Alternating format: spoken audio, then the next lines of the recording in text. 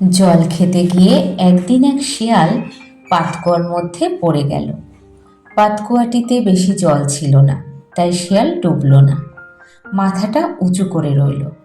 অনেকক্ষণ চেষ্টা করেও শিয়ালটা কুয়োর উপরে উঠতে পারল না।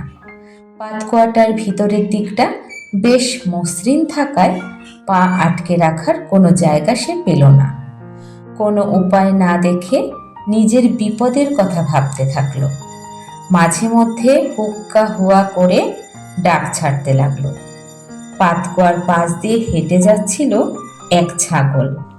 তার খুব তেষ্টা পেয়েছে। ছাগলটির লম্বা লম্বা শিং। ডাক শুনে সে পাতকুয়ার পাড়ে এসে উকি দিয়ে শিয়ালটিকে দেখতে পেল। শিয়ালকে জিজ্ঞেস করলো, কি ভাই শিয়াল, তুমি কি করছো এখানে? এই কুয়োটায় জল আছে? শিয়াল পশুদের মধ্যে সবচেয়ে চালাক। ছাগলের প্রশ্ন শুনেই তার মাথায় দুষ্ট বুদ্ধি এলো। সে মনের ভাব গোপন করে বলল, বন্ধু, তেষ্টা মেটাতেই তো আমি এখানে নেমেছি। এমন সুস্বাদু জল কি আর কোথাও পাওয়া যায়?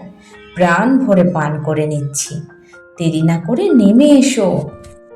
যত খুশি জল পান করে নাও, এই তো সুযোগ, তারপর দুজনেই উঠে পড়ব।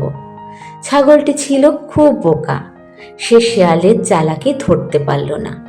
শিয়াল ডাকা মাত্রই ছপাত করে লাফিয়ে পড়ল কুয়োর মধ্যে। শিয়াল এই সুযোগের অপেক্ষাতেই ছিল। সে ছাগলের শিঙের উপর পা রেখে উপর দিকে দিল এক লাফ। পাতকুয়া থেকে বেরিয়ে এসে ছাগলকে বলল, ছাগল ভাই, তুমি মনের সুখে জল পান করো, আমি একটু ঘুরে আসি। এবার ছাগল তার নিজের ভুল বুঝতে পারল। মনে রেখো, যারা ধূর্ত তাদের কখনো বিশ্বাস করতে নেই। সত্যিই তাই, ধূর্তের ছলের অভাব হয় না। আর ধূর্তের কথা বিশ্বাস করে যদি আপনি সামনে আগাতে যান, হয়তো এমন বিপদে পড়ে যাবেন যে আপনি আর কখনো উঠে দাঁড়াতে পারবেন না। এটা মানুষের জীবনেও হয়।